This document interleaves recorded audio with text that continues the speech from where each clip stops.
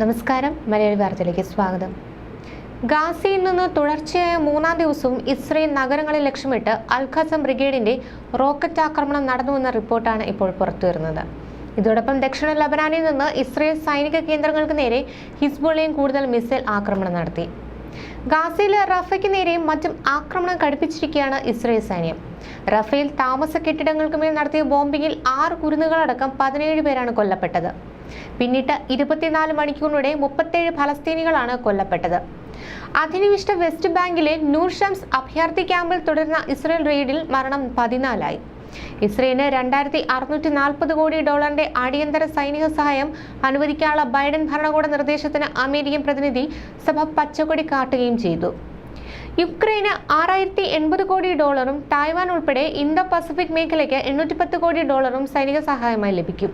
സെനറ്റിന്റെ അനുമതി കൂടി ലഭിക്കുന്നതോടെ എത്രയും പെട്ടെന്ന് ഇസ്രയേലിനും മറ്റും സൈനിക സഹായം കൈമാറുമെന്ന് US പ്രസിഡന്റ് ജോ ബൈഡൻ പറഞ്ഞു. ഗാസയിൽ പിന്നിട്ട് 7 മാസക്കാലമായി കൊടും ക്രൂരതകൾ തുടരുന്ന ഇസ്രയേലിന് സൈനിക സഹായം നൽകരുതെന്ന സമാധാന കക്ഷികളുടെ അഭ്യർത്ഥന തള്ളിയാണ് ടെൽ-അവീവിനെ വീണ്ടും ആയുധമണിയിക്കാനുള്ള യാങ്കി തീരുമാനം. മേഖലയിൽ സംഘർഷം വ്യാപിക്കാൻ ഇസ്രയേലിനുള്ള US പിന്തുണ വഴിയൊരുക്കണമെന്ന് റഷ്യൻ വിദേശകാര്യ മന്ത്രാലയം കുറ്റപ്പെടുത്തി. ലോക സംഘർഷം മൂർച്ഛിക്കാനുള്ള നീക്കം കൂടിയാണിതെന്നും റഷ്യ വ്യക്തമാക്കി. 34,000 മനുഷ്യരെ കൊന്നൊടുക്കിയ ഇസ്രയേലിൽ നിന്ന് കൂടുതൽ പേരെ വധിക്കാനുള്ള സഹായമാണിതെന്ന് ഫലസ്തീൻ പ്രസിഡന്റ് മഹ്മൂദ് അബ്ബാസ് പറഞ്ഞു.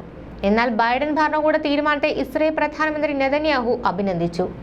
ഡെമോക്രാറ്റുകളും റിപ്പബ്ലിക്കൻ വിഭാഗവും ഇസ്രയേലിനൊപ്പം തന്നെയാണെന്ന് ഒരിക്കൽ കൂടി തെളിഞ്ഞതായും നെതന്യാഹു പറഞ്ഞു.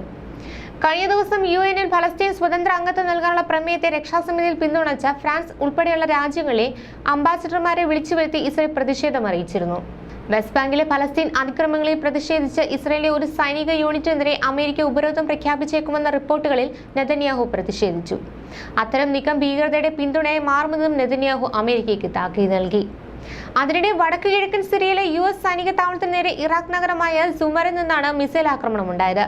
ഇറാഖ് പ്രധാനമന്ത്രി മുഹമ്മദ് ഷിയ അൽ സുഡാനി US സന്ദർശനം കഴിഞ്ഞ് മടങ്ങിയതിനിടെയാണ് തൊട്ടു പിന്നാലെ ആക്രമണമുണ്ടായത്. US പ്രസിഡന്റ് ജോ ബൈഡനുമായി അദ്ദേഹം കൂടിക്കാഴ്ച നടത്തിയിരുന്നു. US സൈന്യത്തെ പിൻവലിക്കാനുള്ള ചർച്ചകളിൽ പുരോഗതി കാണാത്തതിനെ തുടർന്ന് US സേനയ്ക്കെതിരെ ആക്രമണം പുനരാരംഭിക്കാൻ സായുധ ഗ്രൂപ്പുകൾ തീരുമാനിച്ചതായി ഇറാഖിലെ കതൈബ് ഹിസ്ബുള്ള അറിയിച്ചു. ഈ വർഷം ഫെബ്രുവരി ആദ്യത്തോടെ US-നെതിരായ ആക്രമണം ഇറാഖിലെ ഇറാൻ പിന്തുണയുള്ള ഗ്രൂപ്പുകൾ അവസാനിപ്പിച്ചിരുന്നു. ഇത് തുടക്കം മാത്രമാണിതെന്നും ഇവർ വ്യക്തമാക്കി. അതിനിടെ ഗാസയിലേക്ക് കപ്പൽ മാർഗം മാനുഷിക സഹായം എത്തിക്കാനുള്ള തയ്യാറെടുപ്പിലാണ് അന്താരാഷ്ട്ര ഫ്രീഡം ഫ്ലോട്ട് കൂട്ടായ്മ. 10-ലധികം രാജ്യങ്ങളിൽ നിന്നുള്ള സർക്കാർ ഇതര സംഘടനകൾ ചേർന്നാണ് രൂപീകരിച്ച കൂട്ടായ്മയാണിത്. തുർക്കിയിലെ ഇസ്താംബുളിലെ കപ്പലിൽ അവശ്യവസ്തുക്കൾ സംഭരിച്ചുകൊണ്ടിരിക്കുകയാണെന്ന് സന്നദ്ധ പ്രവർത്തകർ അറിയിച്ചിട്ടുണ്ട്. ന്യൂസ് ഡെസ്ക്, മലയാളി വാർത്ത.